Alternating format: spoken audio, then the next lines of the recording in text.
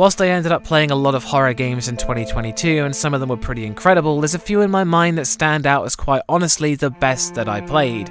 These aren't exclusively games from this year, as you'll soon see, but to round up last year, here's a list of what I thought were the best horror games I played in 2022, excluding games I replayed. Number 5. Scratches.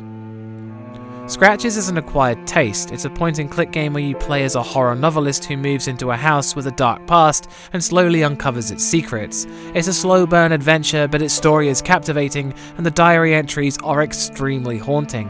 Its way of transforming the house from a dusty but warming home to the cold and alien labyrinth where you're uncertain of your own safety is still very impressive. The mystery felt real, and learning about the backstory of the previous owners was enthralling to discover. If you like point-and-click adventures, then this is one of the spookiest I've ever played.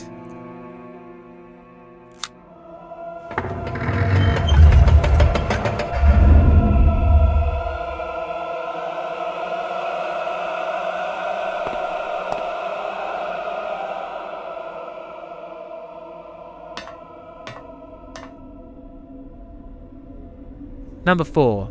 The Mortuary Assistant. The Mortuary Assistant was a surprising hit last year. You play as a trainee mortician, Rebecca, who's thrown into the deep end on a night shift at her new job, and has to deal with demonic forces that threaten to possess her, as well as dealing with her own troubled past as you attempt to trap the demon in one of the corpses and burn it in the incinerator. Mortuary Assistant is a frankly incredible work of scripting with so many different events that can happen that several playthroughs later you're still experiencing new ones, all with the macabre act of preparing bodies for the incinerator to gross you out as you try to work. Trying to figure out which one of the bodies contains the demon never fails to add stress to the morbid task, and the numerous spooky things going on keep you on the edge of your seat as you try to maintain your composure long enough to get the job done. This was really fun to play, and it was genuinely exciting when something caught you by surprise. Yes. This is David. Raymond, this feels insane, but I think you were right. This has happened a few times now, but let me see if I can get in here.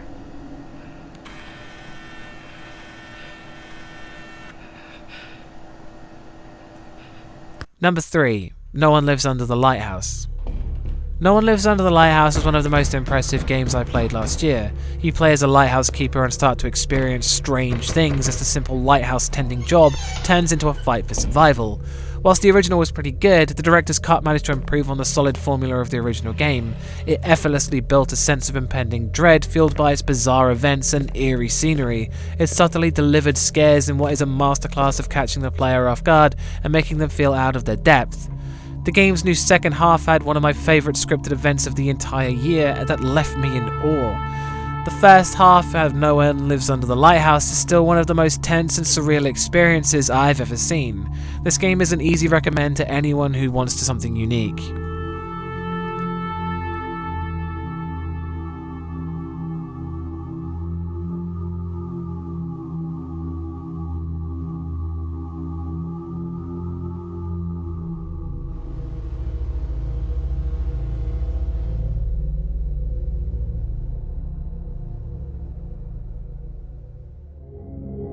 Number 2. Iron Lung. Iron Lung is a game where you play as a prisoner who's forced into a tiny submarine and tasked to map the bottom of a blood ocean with nothing but a grainy camera to check your surroundings. In a universe where the stars are fading out, your task is so unimaginably bleak that it's next to impossible to forget as you crawl the ocean floor trying to avoid crashing the submarine. In many ways, it's similar to Mortuary Assistant, with you trying to perform a delicate task while under extreme stress, but it goes deeper, and its exploration of the unknown and bizarre things you see on the grainy camera push it to the next level. It's dark, claustrophobic, and you really feel like you shouldn't be doing it. The game is one of the most impressive, immersive experiences out there.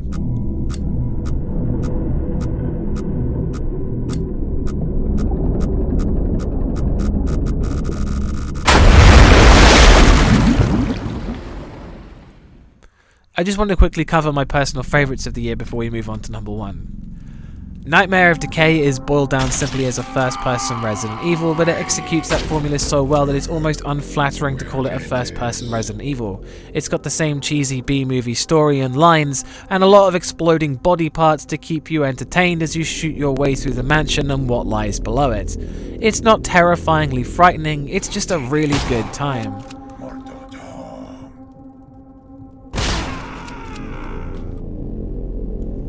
The High-Walled Loophole.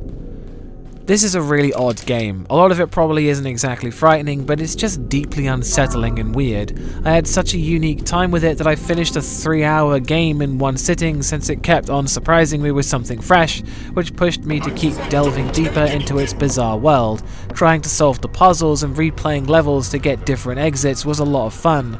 The strange humor and sometimes genuinely harrowing moments really cemented it as one of the most memorable games of the year for me.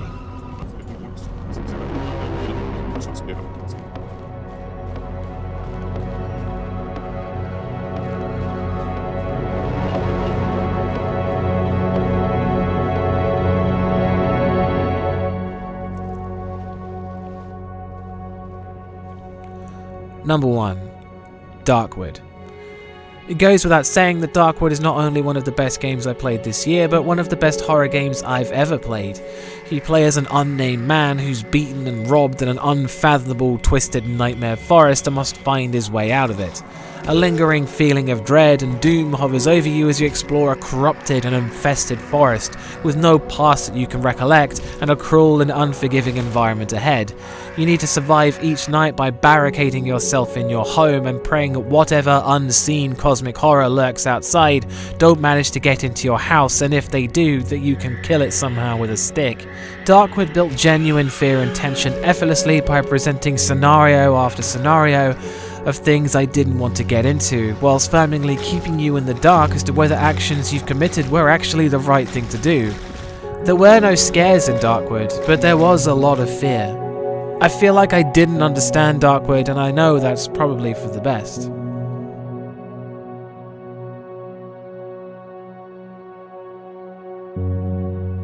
Well, it's been an interesting 2022, let's hope for an equally interesting 2023.